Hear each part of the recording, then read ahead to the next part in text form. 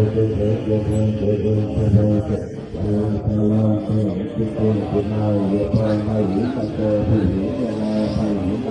Gõ để không bỏ